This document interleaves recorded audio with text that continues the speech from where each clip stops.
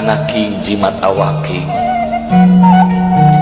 hidup kudu reueus hirup huripna ngajadi diri anjeun sorangan raksa pariksa amara hidup nu ngabalukarkeun kaduhung teu magih tungtung jalanan hirup ku handap asor ka papada manusia jaga jeung riksa sarupaning anu dipiboga ku hidup panon dina nempona ceuli dina dedengeanana letah tina ucapanana leungeun tina cacabakanana suku tina lalampahanana jaga riksa lengkah paripolah tinu hal anu mata keraheut kana manah batur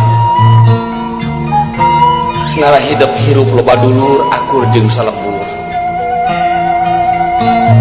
anaki ulah poho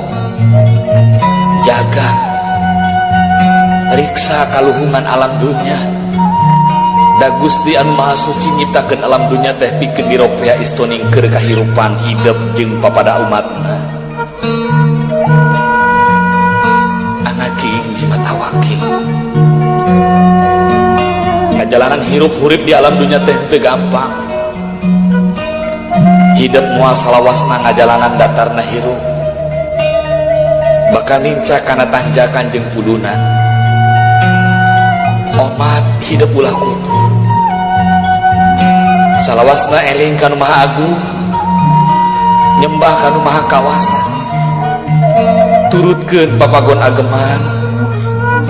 jalankeun pituduh karuhun urang anaki jimat awaki dina unggal renghap nu jadi indung bapa keluar doa anu mustajab pikeun anak-anak ngarah hirup pinanggih jeung kabagjaan kajebaran pikeun pipekeleun dina ngoni ngajalanan sagara kahirupan di alam dunya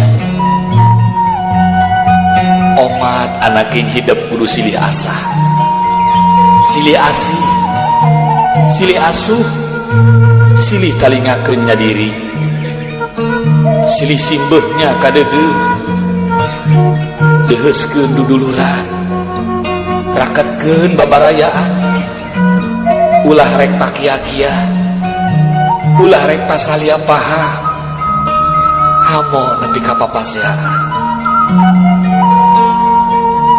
anaking jimat awaki omat ieu pupujuh keur hirup hurip hidup salawasna bral anaki jalanan hirup hurip hidup sugan jeung sugan hidup bisa ngajadikeun diri hidup jadi manusia anu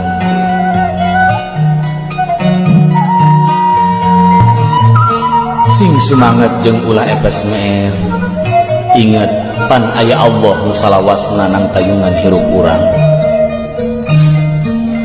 dunya teu loba jiga batur tong hariwang jeung aral subaha mending lobakeun ibadah hirup di dunya mah kabeh ge moalilah keun jaga estu Allah bakal ngaganti ku kanikmatan nu taya bandinganana